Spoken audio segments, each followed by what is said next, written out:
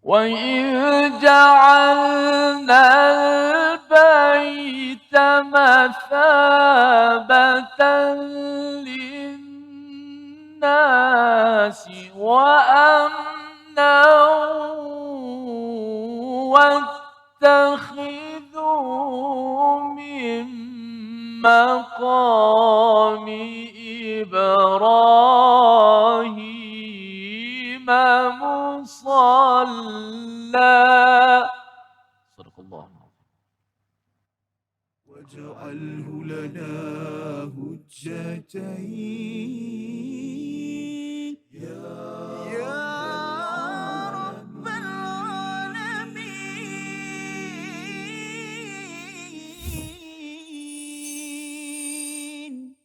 Assalamualaikum warahmatullahi wabarakatuh. Alhamdulillah wassalatu wassalamu ala Rasulillah wa ala alihi wa man walah. Syada la ilaha illallah, syada Muhammadan abduhu wa rasuluh. Allahumma salli ala sayidina Muhammad wa ala alihi wa sahbihi ajma'in. Amma ba'du. Apa khabar tuan-tuan dan puan yang dirahmati Allah sekalian? Kita bertemu dalam My Quran Time.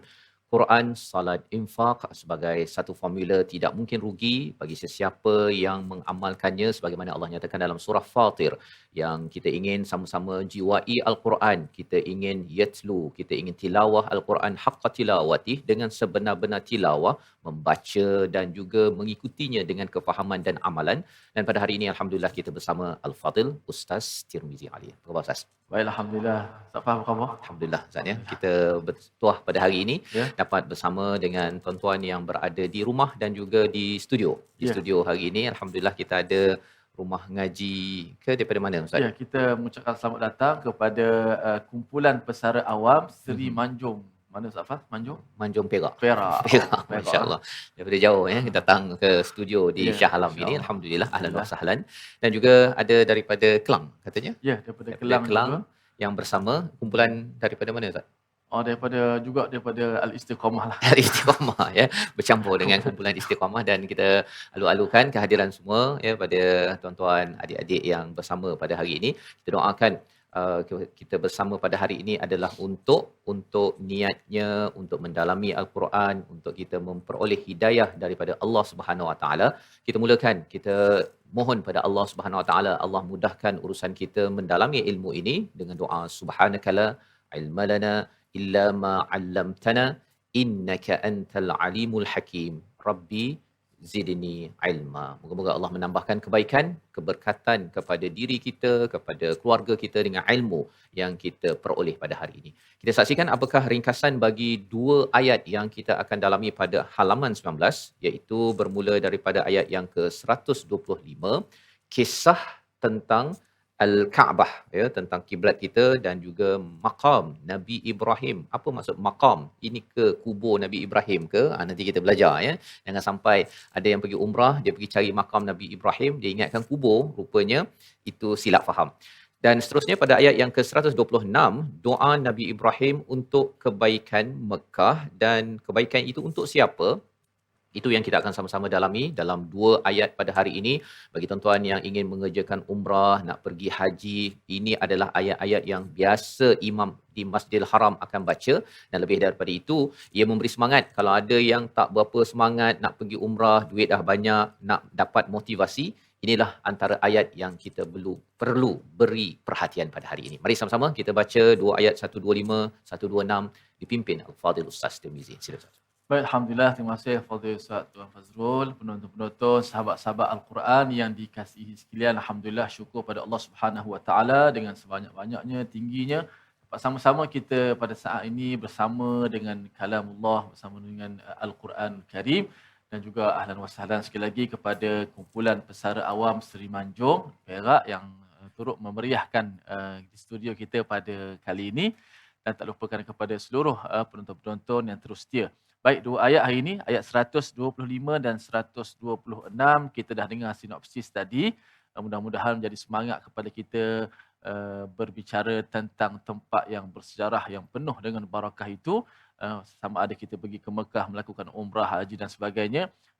Sangat penting untuk kita mendalami ayat-ayat yang berkaitan dengannya. Baik, kita akan baca terlebih dahulu. Sama-sama kita hayati, kita dengar dengan penuh tekun, dengan teliti. Mudah-mudahan itulah menjadi ibadah kita sebagaimana cara untuk berinteraksi dengan Al-Quran.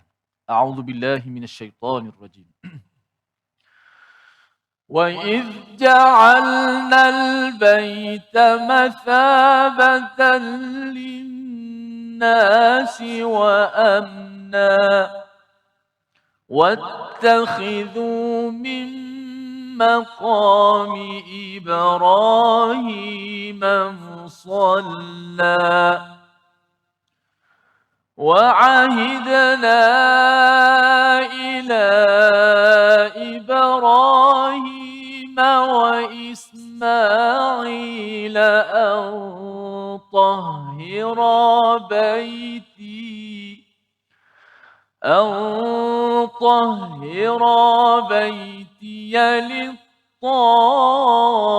للطائفين والعاكفين والركع السجود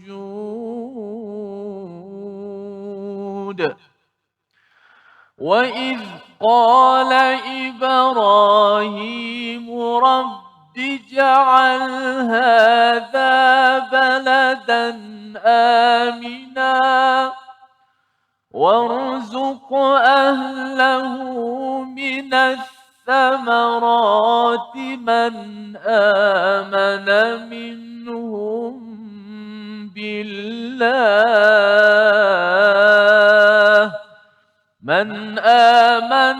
منهم بالله واليوم الآخر قال ومن كفر فأمتعه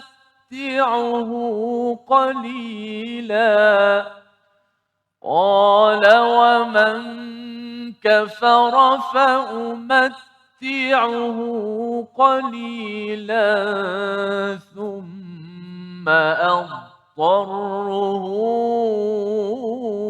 إلى عذاب النار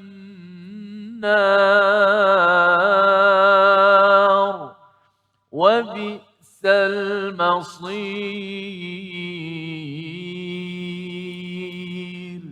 صدق الله. Surah Al-Azim, gitulah bacaan daripada dua ayat 125 dan 126 menyambung kepada kisah Nabi Ibrahim seawal ayat yang ke-124. Seperti yang kita maklum, daripada ayat 40 hingga ayat yang ke-123 bercerita tentang satu kumpulan Bani Israel, iaitu mereka yang diberi peluang untuk mendapat hidayah, tetapi mereka sebahagian besarnya itu menidakkannya. Tetapi apabila mereka mengatakan bahawa mereka ada kaitan dengan Nabi Musa, ada kaitan dengan Nabi Ishak, ada kaitan dengan Nabi Yaqub dan Nabi Ibrahim, maka Allah bawakan kisah Nabi Ibrahim. Dan pada ayat yang ke-125 Allah menyatakan wa idh ja'alnal baita mathabatan linnasi wa amna, iaitu dan ingatlah ya ketika kami menjadikan al-bait itu merujuk kepada Kaabah, ya, mathabatan linnasi wa amna, iaitu menjadi tempat berkumpul untuk seluruh manusia dan ianya penuh dengan keamanan. Mengapa perlu kita faham tentang perkara ini? Apa poin hidayah yang kita boleh dapat? Rupa-rupanya Ustaz ya, sebenarnya al-bait ini adalah kesinambungan daripada doa Nabi Ibrahim, iaitu dia nakkan zuriatnya itu juga menjadi pemimpin, ya, menjadi pemimpin. Jadi Allah menyatakan pada ayat 124, tak boleh kalau orang ataupun zuriat kamu ini orang yang zalim.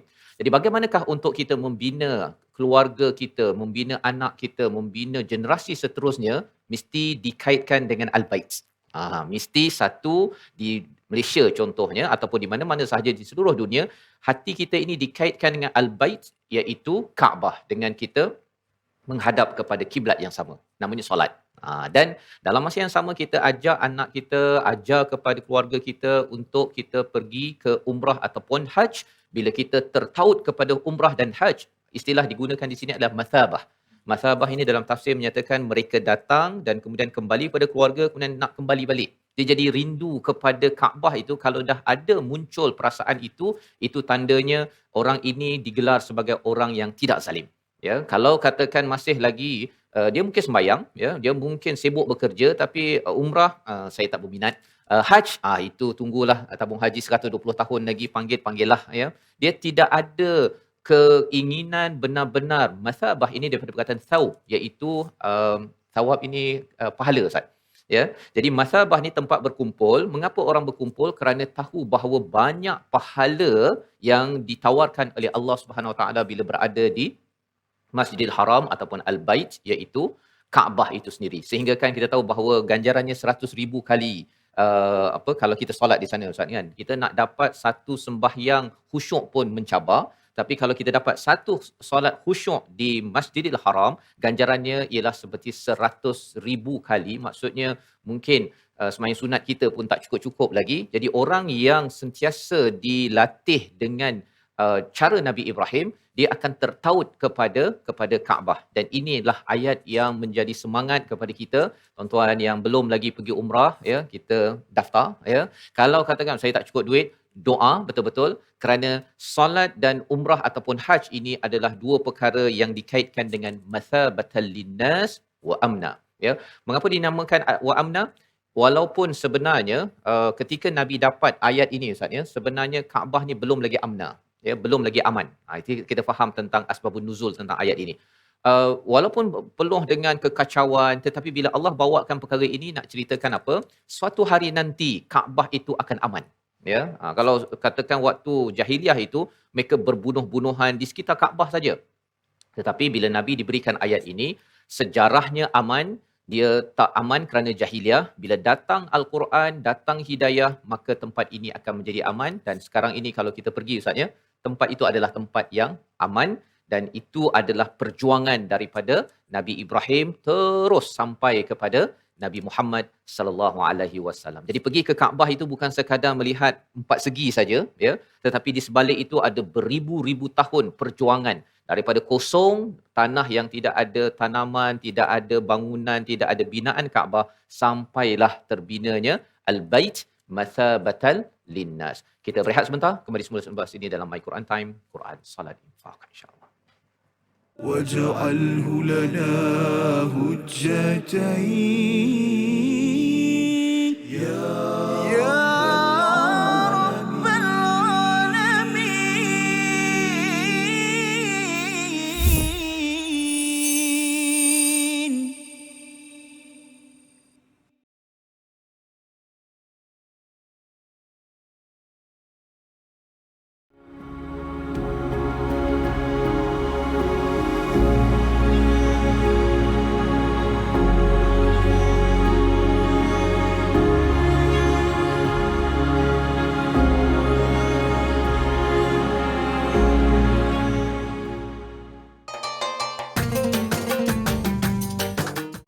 اقرأ باسم ربك الذي خلق. Hayati isi kandungan Al-Quran dalam My Quran Time. Setiap hari jam 12 tengah hari di TV9 dan saluran Astro 149.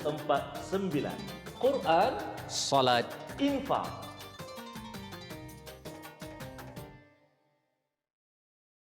منهما جاهينا وارزقنا تلاوته.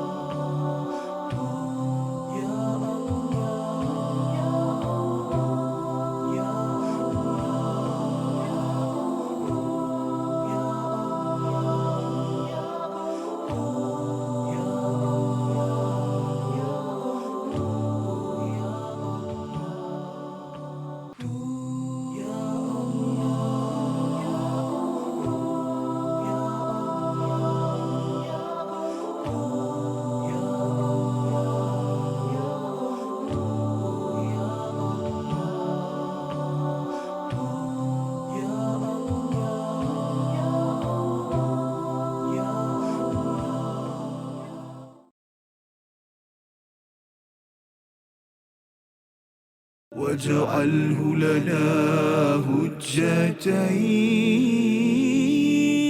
يا رب العالمين.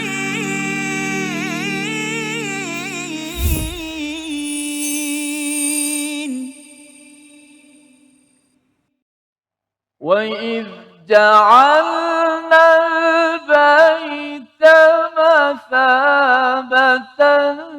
للناس وأمنا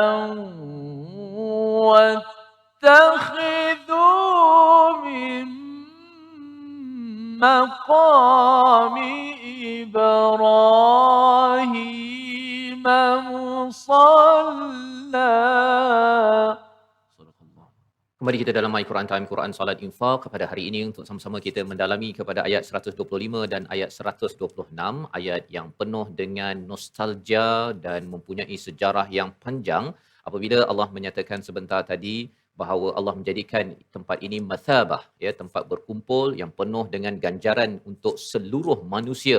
Dan memang pun kalau kita pergi ke Baitul Haram itu Ustaznya, pelbagai jenis manusia yang tak pernah kita tengok, segelap-gelapnya sampai seterang-terangnya, pelbagai perangai yang ada tetapi bergabung atas satu perkara, atas tauhid kepada Allah Subhanahu Wa Taala. Dan lebih daripada itu Allah menyatakan wattakhidhu min maqami Ibrahim musalla, ya, iaitu ambillah, jadikanlah daripada maqam. Maqam ini tempat, bukan kubur Ustaz ya. Biasa orang cakap maqam ni kubur ya, tetapi maqam di sini adalah daripada perkataan qama, tempat Nabi Ibrahim berdiri ketika mendirikan Kaabah ini. Jadi itu adalah tempatnya ya kalau kita mula tawaf itu Ustaz kan, daripada maqam Ibrahim itu. Dan apa yang Allah nyatakan untuk musalla, untuk solat di belakangnya, ya, di belakangnya itu. Jadi bila bercakap tentang solat di belakang makam Ibrahim ini, sebenarnya satu ialah solat, tetapi bila Nabi di Mekah awalnya itu, Nabi tak boleh solat semudah itu kerana dihalaulah, diletakkan najis di atas Nabi, tetapi pasal tak aman. Tetapi bilakah amannya itu? Bila Nabi dapat ini di Madinah, maksudnya ini adalah clue bahawa Nabi akan masuk ke tempat ini dengan aman satu, dan akan sembahyang di belakang maqam Ibrahim suatu hari nanti. Dan inilah peristiwa yang berlaku pada Fathu Mekah pada 8 Hijrah. Nabi dah berhijrah ke Madinah, 8 tahun selepas itu Nabi masuk balik ke Mekah, diizinkan Allah SWT. Pada waktu itu Nabi sembahyang 2 rakaat di belakang makam Ibrahim tersebut, ya. Jadi apabila kita pergi umrah nanti Ustaz kan, kalau tuan-tuan perempuan pergi ke umrah, kalau dapat kita dah tawaf habis 7 pusingan tersebut, lepas tu kita solat kan, solat di belakang itu, maka kita kena ingat bahawa sejarahnya di tempat itu, di belakang makam Nabi Ibrahim itu, sebenarnya Nabi Muhammad sallallahu alaihi wasallam pernah solat satu, dan pernah solat itu dalam keadaan aman kerana perjuangan selepas 21 tahun, ya, sekitar 20 tahun Nabi berjuang untuk mendapatkan apa yang dibaca dalam ayat 125. Jadi ayat ini amat nostalgia Ustaz ya, yang perlu kita beri perhatian. Kita boleh je tengok ayat ini ketika dalam perjalanan pergi ke umrah, ataupun yang dah pernah pergi umrah haji, mungkin dulu tak sempat tadabbur ayat ini, maka tengok balik, oh rupa-rupanya makam Ibrahim, kalau ada orang sampai nak peluk lah, nak berdoa belakang dia lah apa sebagai ketika tawaf, jangan ganggu perjalanan orang nak pergi tawaf tersebut, tetapi faham tentang sejarah perjuangan, sehingga kan bila kita melihat makam Ibrahim itu, ya Allah, jadikan aku juga orang yang berjuang dalam kehidupan ini seperti Nabi Ibrahim, bukan hanya fikir pasal diri sendiri tapi pasal zuriat yang ke hadapan. Wa ahidna, dan kami memerintahkan ila Ibrahim. Mari sama-sama kita baca ayat 125 ini secara sempurna dipimpin Al-Fadhil Ustaz Tirmizi. Silakan. Baik. Insya-Allah. Kita akan bacakan pada ayat 125 satu ayat untuk menyambung kisah perjalanan Nabi Allah Ibrahim alaihissalam. Ada perkataan lepas tu Ismail pula. Betul. Apakah kisah di sebalik ini? Sama-sama kita baca terlebih dahulu insya-Allah. A'udzubillahi minasyaitanir. وَإِذْ جَعَلْنَا الْبَيْتَ مَثَابَةً لِلنَّاسِ وَأَمْنًا وَاتَّخِذُوا مِن مَّقَامِ إِبْرَاهِيمَ مُصَلًّى وَعَهِدْنَا إِلَى إِبْرَاهِيمَ وَإِسْمَاعِيلَ أَن طَهِّرَا بَيْتِي أن طهر بيتي للطائفين والعاكفين والركع السجود.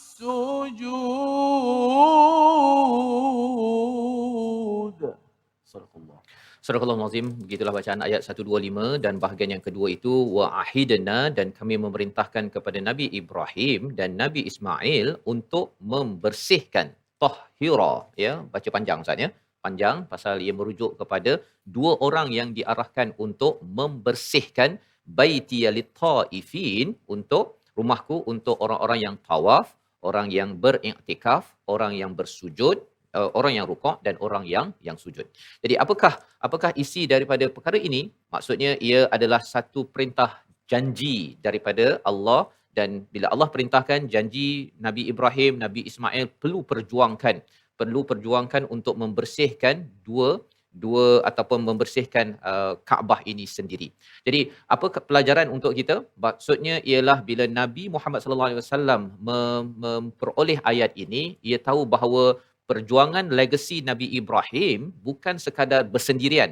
Ia diteruskan oleh anaknya Ismail, Ustaz ya. Dan bila diperkenalkan nama Ismail di sini, bila kita dah habis ayat 1 2 3 tentang Bani Israel, Bani Israel dengar Ismail. Pasal orang Yahudi tak suka dengar nama Nabi Ismail. Dia dikaitkan dengan anak luar nikah lah, macam-macam tuduhan yang diberikan. Jadi Allah kata bahawa sebenarnya Nabi Ibrahim ada anak yang nama Ismail. Dan dalam tradisi orang-orang Yahudi, mereka cuba tukar, Ustaz. Dia tukar daripada nama Ismail ni kepada Ishak. Dia bangga dengan jalur Ishak itu berbanding dengan Ismail. Padahal Allah kata bahawa Nabi Ismail ini yang bersama ayahnya, jadi ini cerita ayah selalu bawa anak pergi masjid, Ustaz. Ini bukan bawa pergi masjid, ini bina masjid.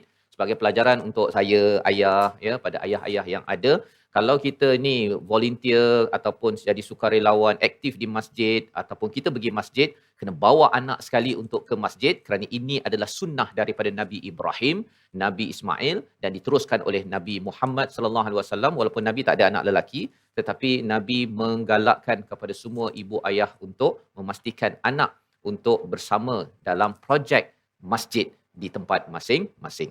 Jadi apakah peranan masjid? Tahira baitiya lit-taifin, perlu dibersihkan untuk tawaf, untuk iktikaf, untuk rukuk dan untuk sujud. Jadi ini adalah clue kepada Nabi Muhammad ketika berada di Madinah, bahawa walaupun Baitul Haram, Kaabah itu penuh dengan berhala 360, ya, penuh dengan pelbagai perkara, cara beribadah yang tak betul. Contohnya ada yang sampai tak berpakaian, Ustaz ya, pada waktu jahiliah tersebut. Tapi Allah menyatakan ini adalah perjuangan Nabi Ibrahim, Nabi Ismail dan seterusnya diteruskan oleh orang seterusnya untuk membersihkan daripada berhala-berhala dan juga amalan-amalan kekejian yang ada. Untuk apa? Tawaf itu tawaf yang betul, bukan tawaf tak berpakaian. Ataupun iktikaf itu adalah iktikaf yang aman, bukannya yang takut kerana ada orang yang nak membunuh sesama sendiri.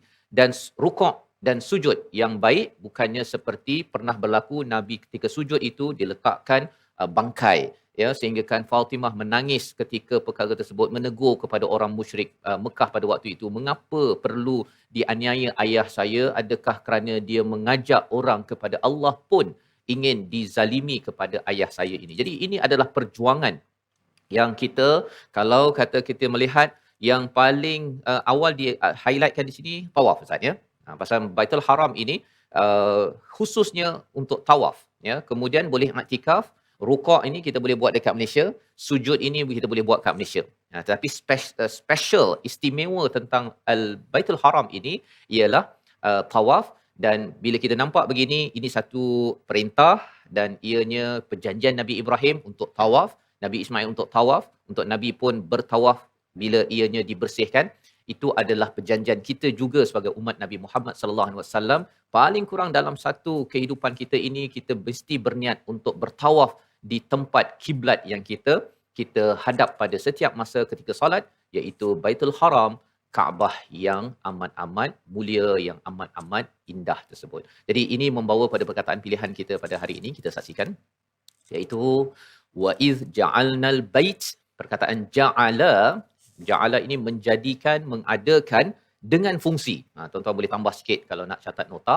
Dengan fungsi. Maksudnya bila Allah jadikan Al-Kaabah itu bukan sekadar adakan sahaja, sebagaimana dalam surah Ali Imran, dalam surah An-Nisa, surah Al-Maidah, tetapi Allah jadikan itu ada fungsi. Dan kalau kita dah tahu, oh saya dah tahu Kaabah, fungsinya apa? Fungsinya adalah untuk saya sentiasa mendapatkan thawab, dan saya perlu sentiasa tertaut kepada Al-Baitul Haram ini, maka itu dah lulus. Dan kita kena bina dalam ahli keluarga kita. Jangan sampai bila ada orang kata Ustaz ni, Kaabah ni 4 segi tu ada apa? Kan? Sebenarnya di sebalik Kaabah itu adalah perjuangan keimanan, perjuangan seorang bapa yang sayang pada anak cucunya. Dan kalau tanya ibu-ibu, ayah-ayah di sini, sayang pada anak kita? Sayang, ya. Kalau sayang maksudnya tuan-tuan di rumah, kita kena pastikan di Malaysia selalu menghadap kepada Kaabah on time, maksudnya solat, dan ada masa kita doa ada rezeki dijemput Allah ke umrah dan haji, dan itu tanda bahawa kita memang adalah orang yang digelar mathabatal linnas, orang yang tertaut kepada Al-Baitul Haram di Makkatul Mukarramah. Kita berehat sebentar, kembali semula selepas ini dalam My Quran Time, Quran Salat Infaq, insya-Allah. واجعله لنا هجتين يا رب العالمين.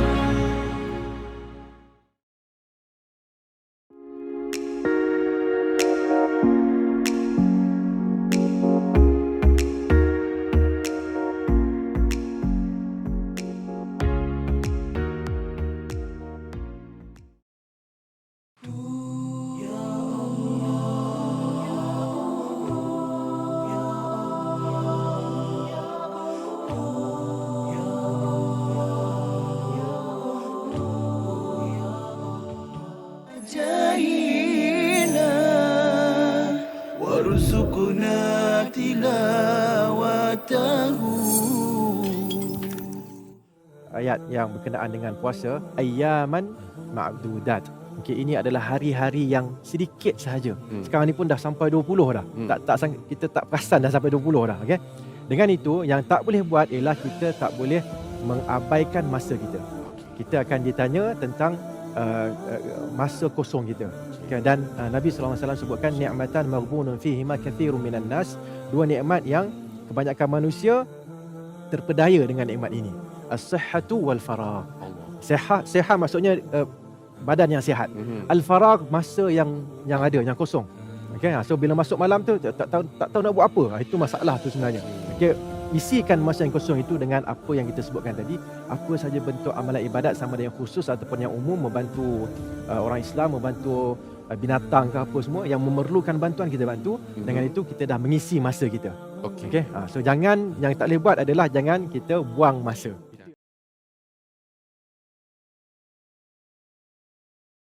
واجعله لنا هجتين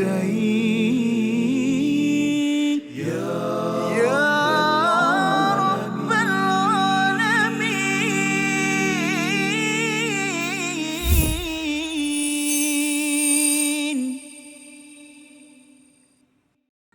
بسم الله الرحمن الرحيم وأتموا الحج والعمرة لله.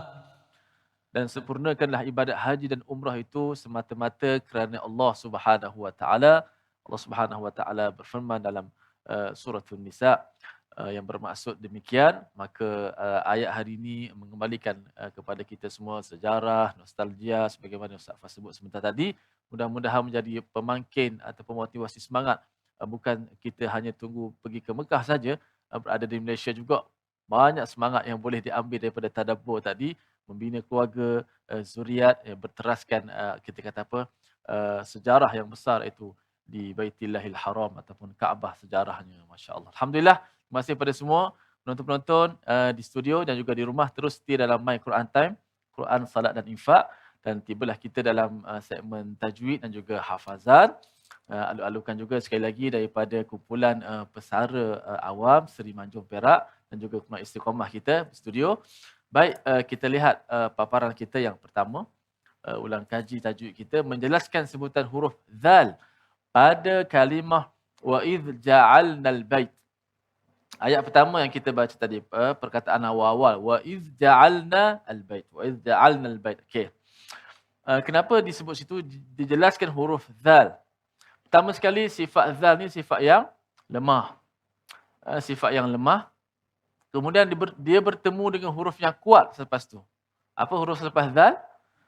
Jim. Jim ada mata lah, ada titik kan. Apa cerita Peramli tu Safah? Macam-macam kan. Tapi tak apalah.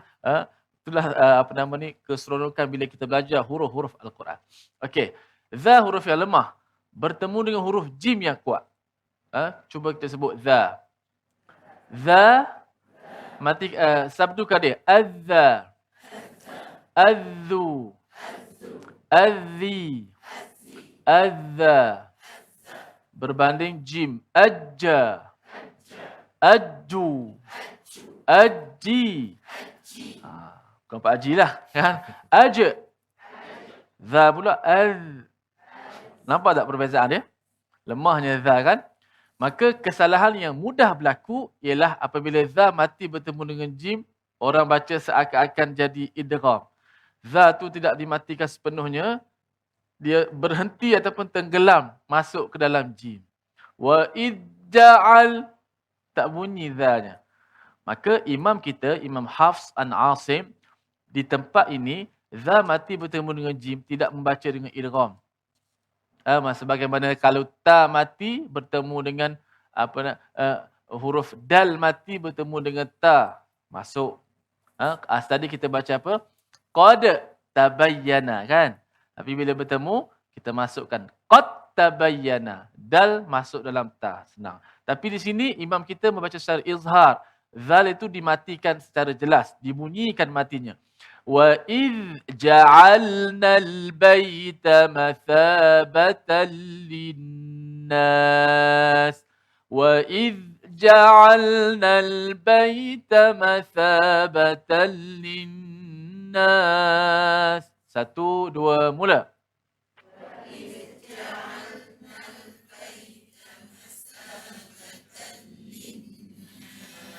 Okey, sekali lagi dengan jelaskan huruf za. Memang nak jelaskan za macam huruf jim tak boleh. Nak kuatkan jadi rosak pula hurufnya. Itu bergantung kepada intonasi suara kita, level suara kita, kerana huruf tu memang bersifat dengan lemah.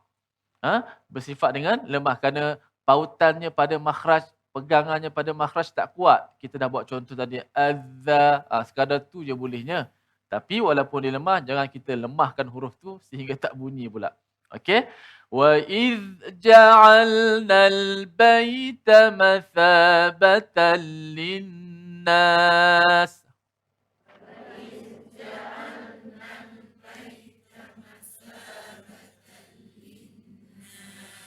Okey, cuma bila kita kata nak jelaskan, jangan kita geram pula. Wa iz. Jadi zai lah pula kat situ. Sebab zai lebih kuat sikit daripada zal. Kerana dia ada sifat yang menguatkan zai tu kan. Maka tak boleh. Hujung lidah, za mesti dikeluarkan sedikit. Hujung lidah tu dikeluarkan sedikit di bawah gigi kacip atas kita. Wa idh ja'alnal baita mathabatan linnas.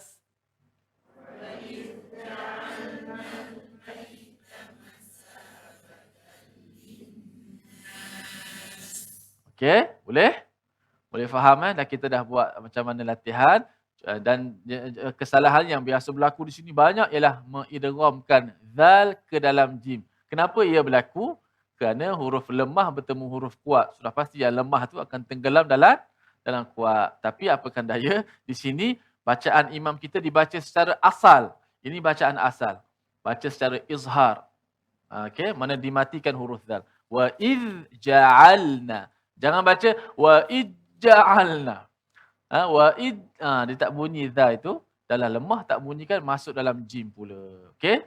Selesai. Yang kedua, kita tengok paparan kita yang kedua. Wa id ja'alna al-baita mathabatan lin-nas wa amna wattakhidhu. Memperkemaskan sebutan kha pada kalimah huruf kalimah wattakhidhu. Pada ayat kita baca depan sikit tadi tu. Wa id ja'alna al-baita mathabatan lin-nasi wa amna. Sila.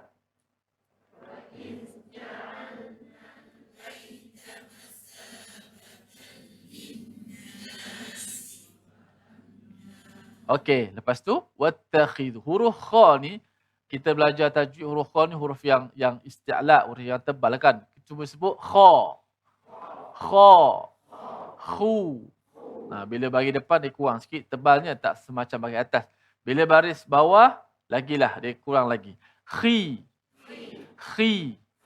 Begitu. Jangan walaupun huruf tu tebal, tak boleh kita sebut macam ta. Jangan bandingkan dengan ta. Ta, cuba sebut ta. Ti. Begitu kan? Tapi kha tak boleh buat. Kha, khi. Tak boleh. Beza.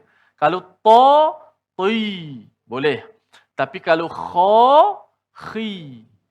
Khi. Wattakhidhu. Wattakhidhu. Gitu. Biasa. Jangan. Dia tengah-tengah. Tak boleh terlalu khi. Khi pun tak boleh. Tu nipis sangat. Khi pun tak nak. Khi pun tak nak. Tengah-tengah. Khi. Khi. Khi. Wattakhidhu min maqami Ibrahim musalla.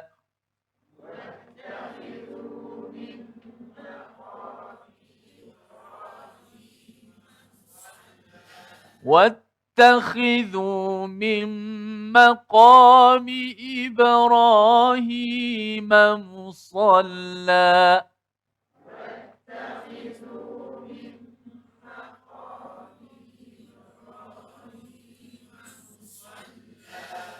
Baik, dan ayat ini juga yang kita nak hafal sebenarnya. Dah 2, 3, 4 kali dah kita ulang daripada awal. Mungkin memudahkan kita sebab kita dah belajar sebut tadi. Wa iz ja'alnal baita mathabatan linnas wattakhidhu. Jom kita ulang beberapa kali untuk kita nak hafal potongan ayat ini. Wa iz ja'alnal baita mathabatan linnas wa amna.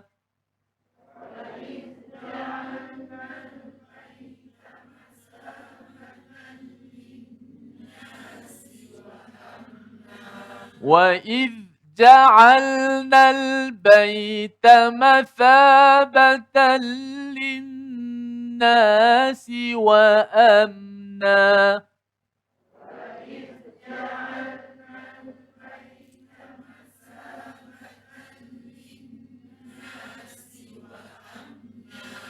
Tengok intonasi dia. Biar ada irama dia. Supaya kalimah itu jelas.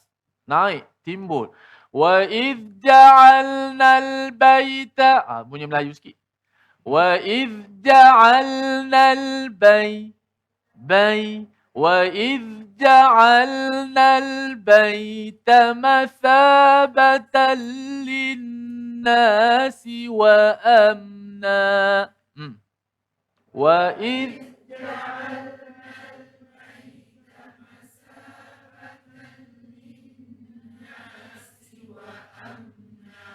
bila ada turun naik itu jelas kalimah.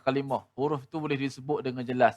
Apatah lagi kalau dipadankan dengan awal-awal perkataan Arab itu, dia akan bunyi lebih indah dan menarik. Wa idz ja'alnal baita mathabatan lin للناس وأمنا.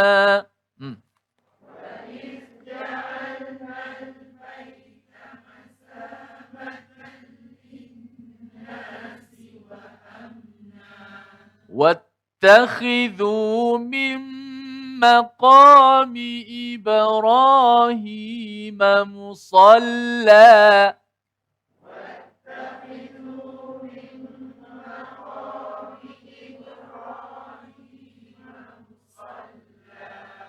وإذ جعلنا البيت مثابة للناس وأمنا.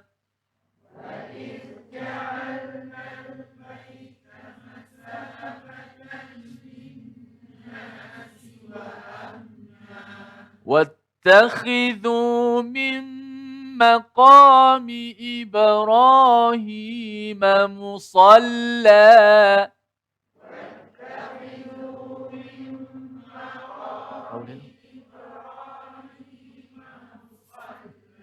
Musalla.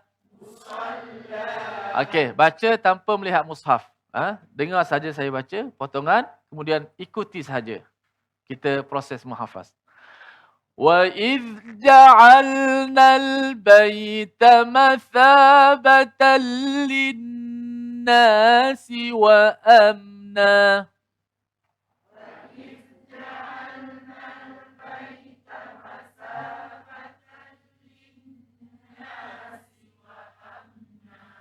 Bagus.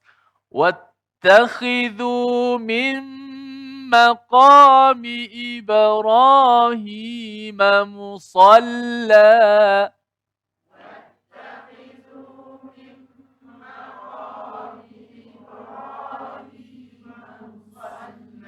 Masya Allah, kita nak berehat seketika sambil kita nak praktis lagi lagu Nahwan tadi. Kembali selepas ini, My Quran Time. واجعله لنا هجتين يا رب العالمين.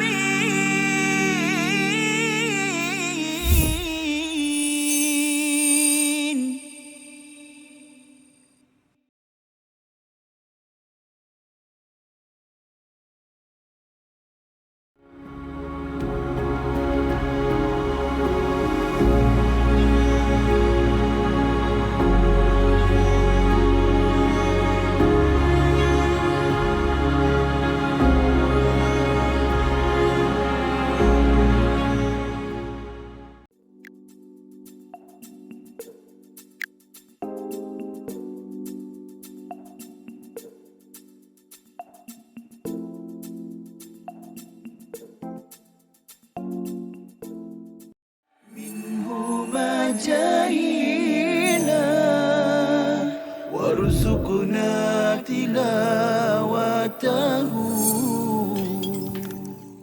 Yang biasa tadi kita ada sebut sikit yang setengah-setengah orang berpendapat kata malam tu berlaku pada satu masa sahaja. Ini tak tepat lah, sebab tak tepat berdasarkan hadis dan juga tak tepat berdasarkan ayat Al-Quran sendiri. Yang kedua, antara yang biasa orang kata petandanya itu adalah pokok sujud, pokok sujud, macam-macam lah. Kubah masjid jatuh, terbalik ke atas tanah. Itu semua petanda-petanda yang tidak ada di dalam nas. Mungkin pengalaman lah, saya kata itulah kata pengalaman setengah-setengah orang tu, dia cerita pengalaman dia, tapi kita tak tahu sebenarnya pengalaman dia tu berdasarkan pokok betul-betul tumbang ke apa kan. Ribut ke apa kan. Ada orang dia kata saya letak pokok, sangkut kain tuala di dahan, esok pagi tengok dia atas kan. Mungkin malam tu ribut, kita tak tahu kan. Dia ingat dahan yang sama yang dia dah sangkut tu, tengok ada kat atas. Itu pun antara kepercayaan yang masyarakat ingat itu adalah tanda Al-Qadar, tapi sebenarnya tidak. Dia bukan tanda Al-Qadar, mungkin itu pengalaman masing-masing yang berbeza daripada satu kan dan orang yang lain. واجعله لنا هجتين يا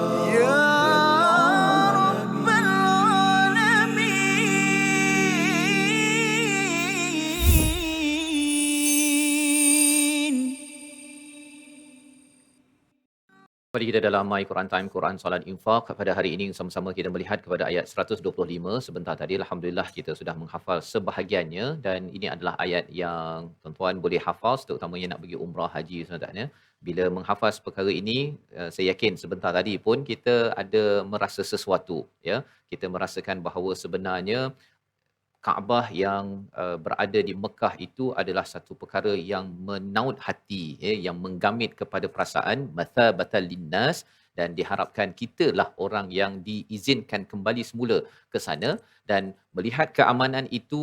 Suatu masa dahulu ia penuh dengan kegalauan tentang pelbagai cabaran, orang membunuh, saling menendang di antara satu sama lain. Bilal adalah kawasannya sekitar situlah, Ustaz. Ya, bila diletakkan di padang pasir, memang pun Kaabah tu dekat padang pasir, ya. Jadi sejarah-sejarah itu akan menjadikan ayat ini menyegarkan balik bahawa sebenarnya kalau kita dapat solat sekarang dengan aman dan kita dapat Kaabah yang aman itu, ia adalah satu perjuangan. Dan lebih daripada itu ialah Nabi Ibrahim berdoa. Allah menyuruh kepada Nabi Ibrahim, Nabi Ismail untuk membersihkan Kaabah itu, ya. Tapi Kaabah belum muncul lagi, Ustaz, ya. Ada perbincangan ulama bahawa foundation asasnya itu sudah ada tetapi didirikan semula oleh Nabi Ibrahim yang kita akan baca dalam ayat 127 pada hari esok insya-Allah. Tetapi kita ingin melihat ketika Allah sudah menyuruh Nabi Ibrahim dah buat kerja yang baik, dalam masa yang sama Nabi Ibrahim sebagai contoh teladan mengambil peluang untuk berdoa. Ini waktu masih lagi kering kontang, padang pasir, tak ada apa ni. Tapi betapa visionary ataupun Nabi Ibrahim ni memandang ke hadapan.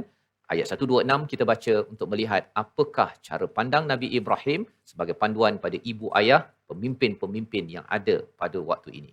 Bersama Ustaz Tirmizi. Alhamdulillah, kita beralih pada ayat terakhir, muka surat 19 ayat 126. Apakah yang didoakan oleh Nabi Allah Ibrahim? Sama-sama kita baca terlebih dahulu, kita hayati sebutan-sebutannya, bit-bit doanya itu. Kemudian kita akan bersama dengan Ustaz untuk teruskan tadabbur. A'udzubillahi minasyaitanir. Bismillahirrahmanirrahim. Wa idh qala Ibrahim rabbi ja'al hadha baladan آمنا وارزق أهله من الثمرات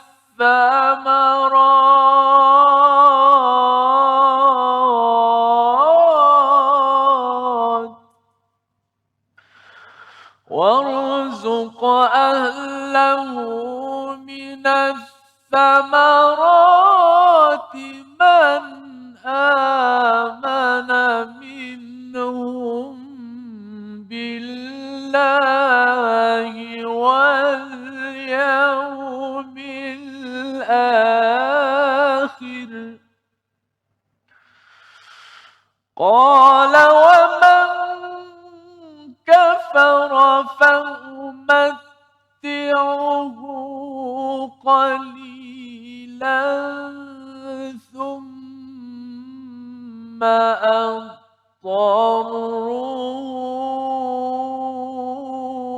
إلى عذاب النار وبئس المصير.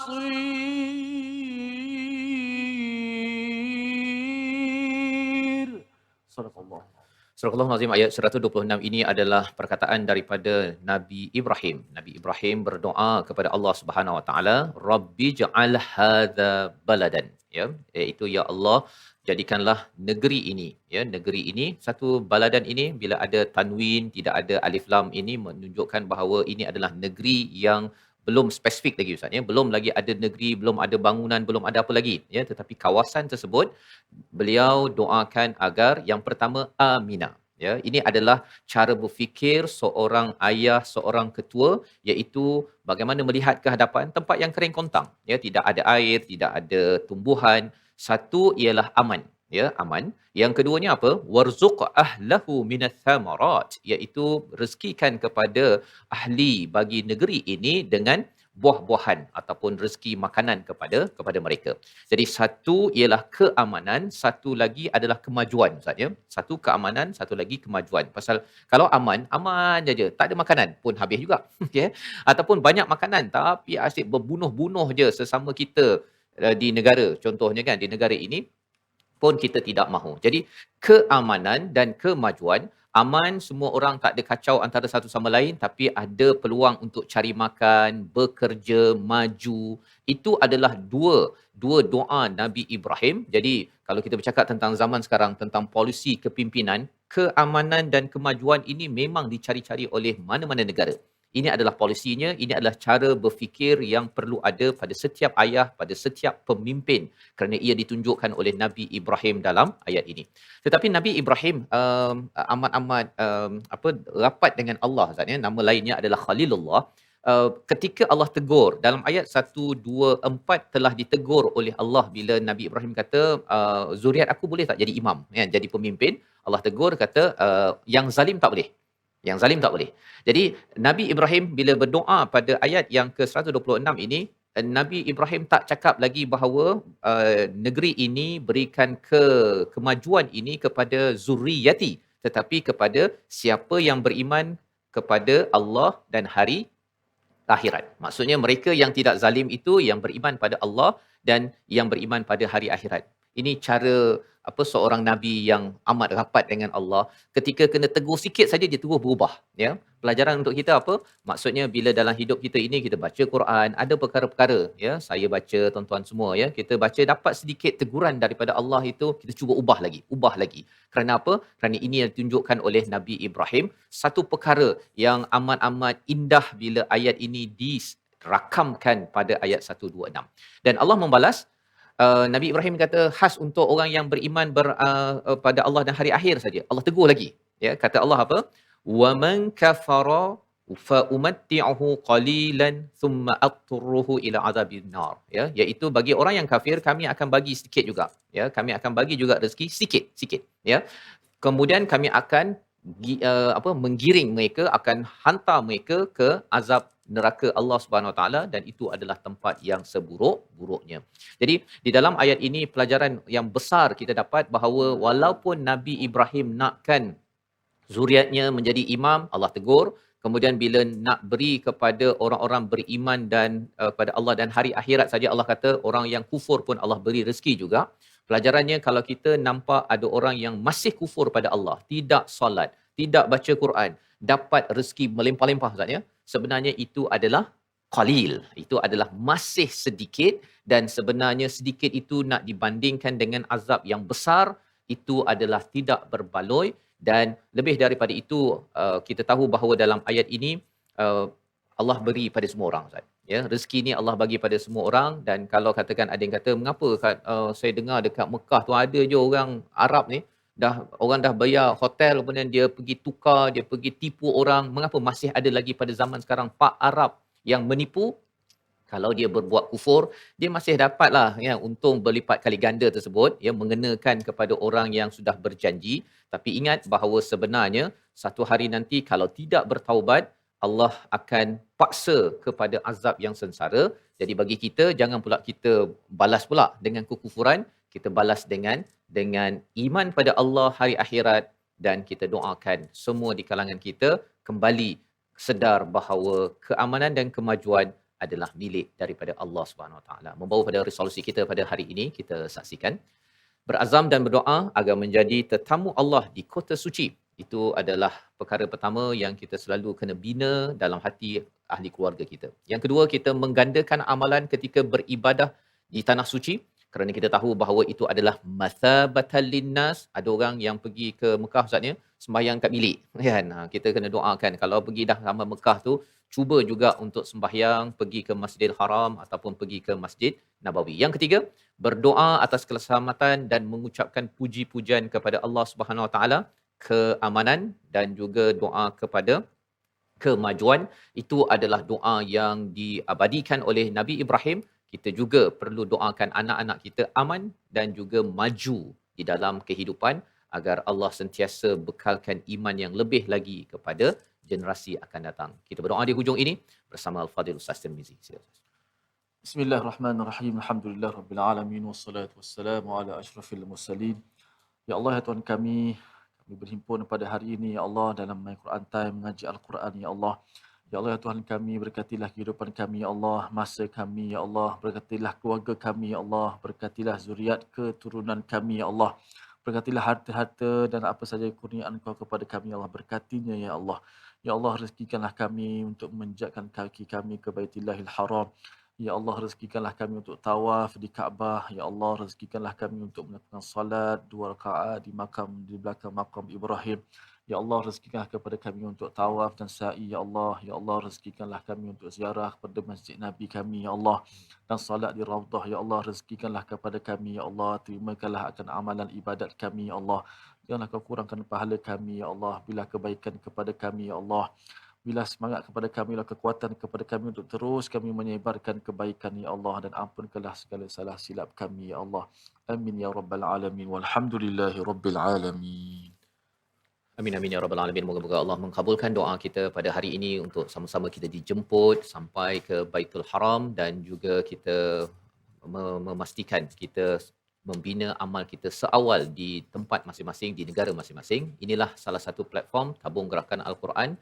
Sebagai satu platform, kita tahu bahawa sebenarnya kita perlu beramal di mana sahaja. Tuan-tuan boleh berhubung dengan nombor hotline yang tertera untuk sama-sama kita membawakan nilai Al-Quran di Malaysia, di Singapura, di Indonesia, di seluruh negara, dan sudah tentunya apabila kita sampai di Makkatul Mukarramah Madinah pada suatu hari nanti insya-Allah. Dan apakah Nabi Ibrahim bila banyak kena tegur berdoa lagi atau tidak? Kita nantikan pada episod yang akan datang. My Quran Time, Quran Salat Infaq insya-Allah.